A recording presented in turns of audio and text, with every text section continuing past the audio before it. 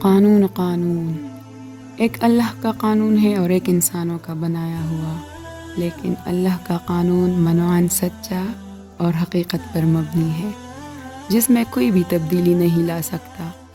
اللہ کے قانون میں انصاف، عزت، قدر و قیمت، احترام، مقام، سب کچھ مطلب ہر لحاظ سے برابر ہے۔ ان کا بیلنس اتنا برابر ہے کہ اس میں دنیا کی طاقت یا کسی اور چیز کی طاقت ذرہ برابر بھی کمی و بیشی نہیں لا سکتی، کیونکہ یہ اللہ کا قانون ہے اور اللہ نہ کسی کا محتاج ہے اور نہ کسی سے ڈرتا ہے۔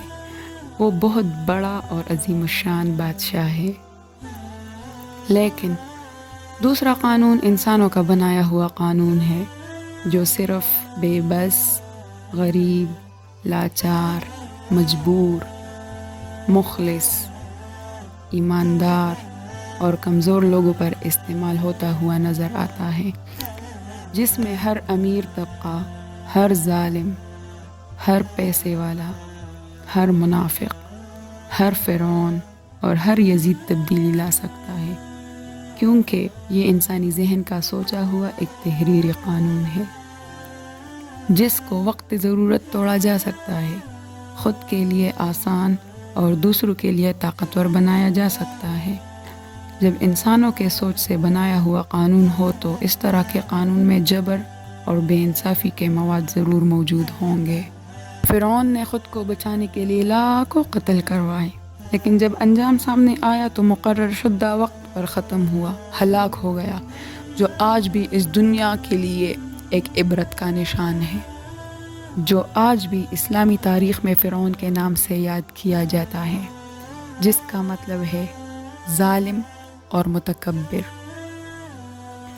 کتنا عجیب سسٹم ہے نا یہاں کا، ہر دن کسی نہ کسی کے خلاف یہی جنگ جاری ہے، کیوں اور کس مقصد کے لیے؟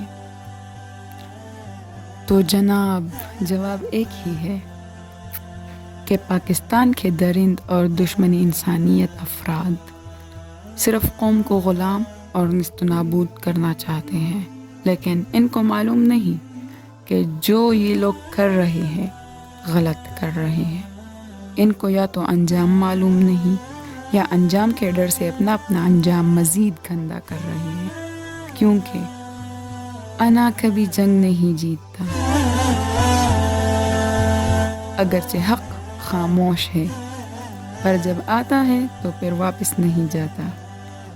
عجیب فلسفہ ہے، یا تو یہ قوم مکمل ختم ہونے والی ہے یا جیت جانے والی ہے، کیونکہ 70 سال کا سارا گند، ظلم، بربریت اور وحشت کا بت توڑنے کو جا رہا ہے۔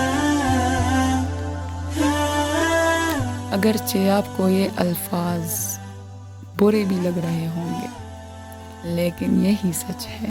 بچپن سے لے کر آج تک اپنے ملک میں صرف جبر، ظلم اور بربریت کا نظام دیکھ رہا ہوں۔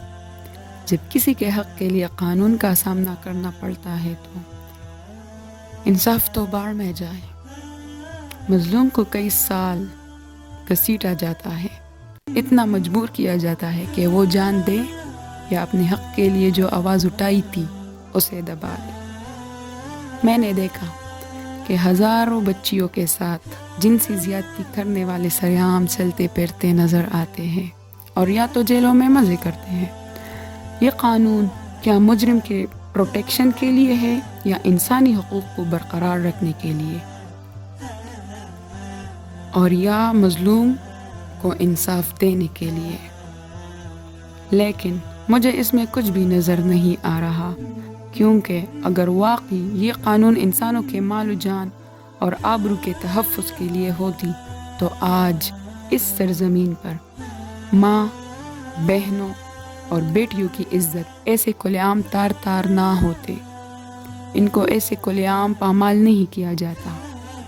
کاش کہ ایسا ہوتا، لیکن ایسا نہیں ہو سکتا، کیونکہ انسانوں کے قلم سچ کو گما گما کر جھوٹ بنا کر لکھتے ہیں، سفید کاغذ پر کالے حروف، اگرچہ ہوں گے سچے، مگر مطلب اور اقتباس جھوٹا. یا تو ناحق کو حق ثابت کرنے کے لیے ہوتے ہیں یا کسی فرعون کے مضمون کا عنوان ہوتا ہے جس میں بیان اس کا ہوگا اور قلم پکڑتے ہوئے انگلیاں کسی اور کے حکم کے تابع. لیکن ایک سچ ہی ہے جو ہمیشہ حقیقت بن کر کچھ وقت بعد سر عام پر آ جاتا ہے، اور یہ ضرور ہوتا ہے کیونکہ ہر قوم کے فرد یا فرد تاریخ کو اوراق میں ہونا تو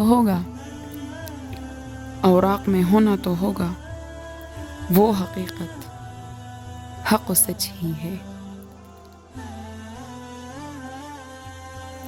چینل رنگینی بیاں کو سبسکرائب کرے اور ویڈیو کو لائک کرے، اور اگر پسند آئے تو شیئر بھی کرے، اور بیل آئیکن کو ضرور دبائے تاکہ مزید ویڈیوز آپ کو بر وقت ملتی رہے. شکریہ.